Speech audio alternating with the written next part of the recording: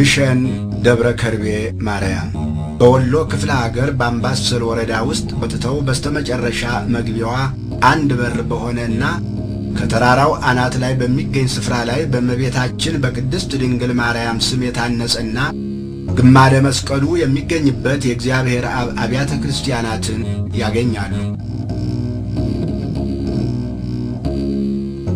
ከቅዱስ ሚካኤል ቤተክርስቲያን ሆነው የተራራውን ተፈጥሮታዊ አቀማመጥ ሲመለከቱ አንድ ጥሩ አናጢ ከጥሩ እንጨት ባማረ ጌጥ ጠርቦ የሰራውን ግሩም የእጅ መስቀል ይመስላል። ግሸን ይህን ያሁኑን መጠሪያ ስም ከማግኘቷ በፊት በተለያዩ መጠሪያ ስሞች ትታወቅ ነበር። በመጀመሪያ በአጼ ድልነአድ ዘመነ መንግስት በ866 ዓመተ ምህረት ይህን መጠሪያ ስሟን እንደያዘች እስከ 11ኛው ክፍለ ዘመን ድረስ ቆየች። በ11ኛው ክፍለ ዘመን ላይ በኢትዮጵያ ነግሶ የነበረው ጻድቁ ንጉሥ ላሊበላ ከቋጥኝ ድንጋይ ፈልፍሎ የሰራው ቤተ መቅደስ በእግዚአብሔር አብ ስም ይጠራ ስለነበረ ግሸንም ደብረ እግዚአብሔር ተብላ መጠራት ጀመረች። ነገር ግን በዚህ ስም በመጠራት ብዙም ሳትቆይ ስሟ ተለውጦ ደብረ ነገሥት ተባለች። እንደገና ደግሞ በ1446 ዓመተ ምህረት ኢትዮጵያዊው ፈላስፋ እየተባሉ በሚጠሩት በአጼ ዘርዓ ያዕቆብ ዘመነ መንግስት ግማደ መስቀሉ በዚህ ቅዱስ ስፍራ ሲያርፍ ደብረ ነገሥት መባሏ ቀርቶ ደብረ ከርቤ ተብላለች። የደብረ አስተዳዳሪዋም የማዕረግ ስም መምህረ እስራኤል ዘደብረ ከርቤ ይባል ነበረ።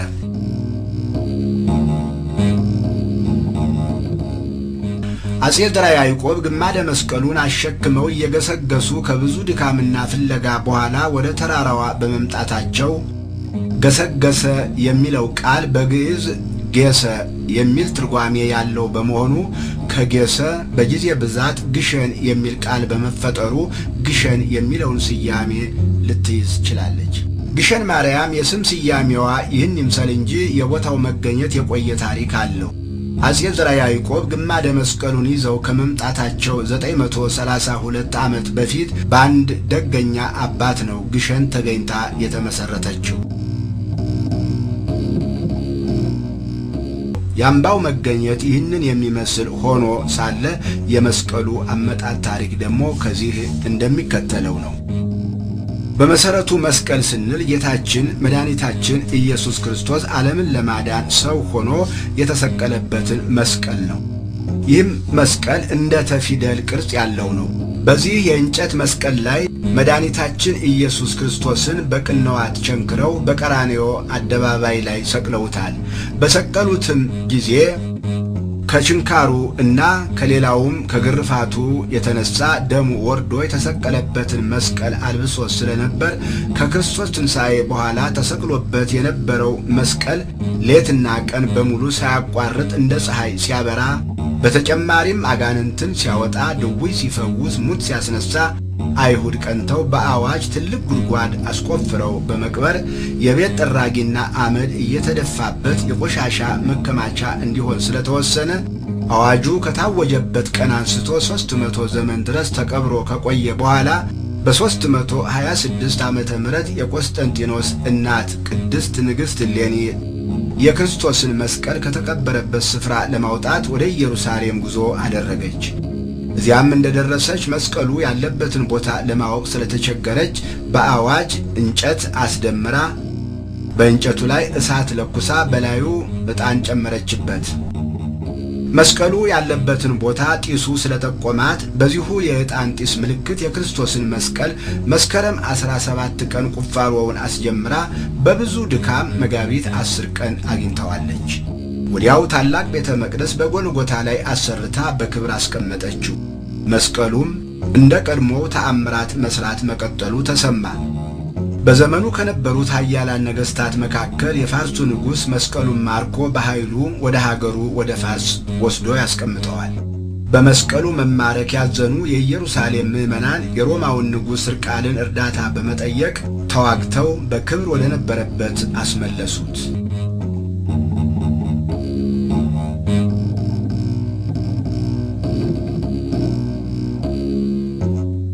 በኢየሩሳሌም ተቀምጦም ብዙ ዘመን ኖረ። በዚህ መካከል እንደገና ኃያላን መንግስታት ይህን መስቀል እኔ ወስዳለሁ እያሉ ጠብ ይፈጥራሉ። የጠቡን መክረር የተመለከቱ የኢየሩሳሌም፣ የቁስጥንጥንያ፣ የአንጾኪያ፣ የኤፌሶን፣ የአርማንያ፣ የግሪክና የእስክንድሪያ የሃይማኖት መሪዎች ጠቡን ለማብረድ መስቀሉንና ሌሎችን የክብር ነዋያተ ቅድሳት በዕጣ ለመከፋፈል ይወስናሉ። በወጣው ዕጣ መሠረት የጌታችን ቀኝ እጅ ያረፈበት ግማደ መስቀል ለእስክንድሪያ ይደርሳል።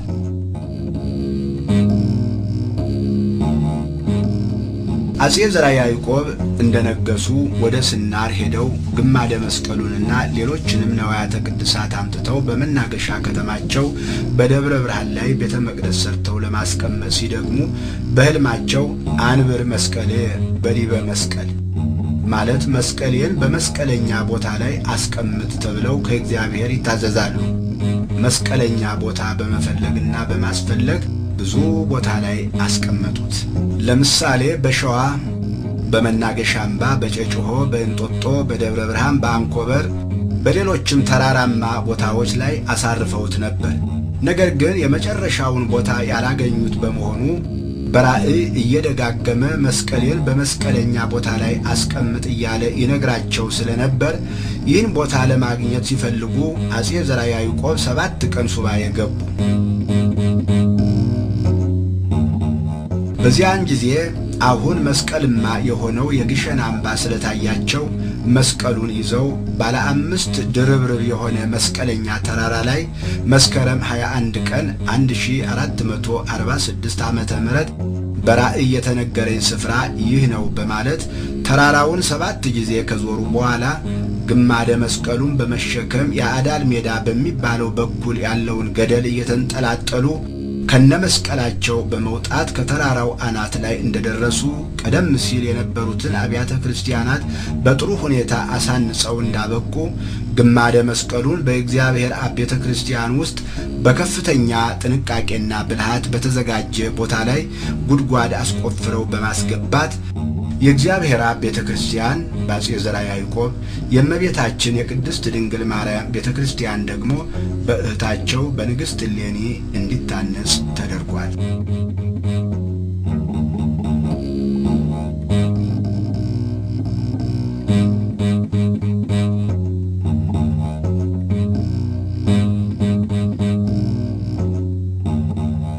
ከዚህ ሁሉ በኋላ መስከረም 21 ቀን 1449 በዓሉ መከበር ተጀመረ።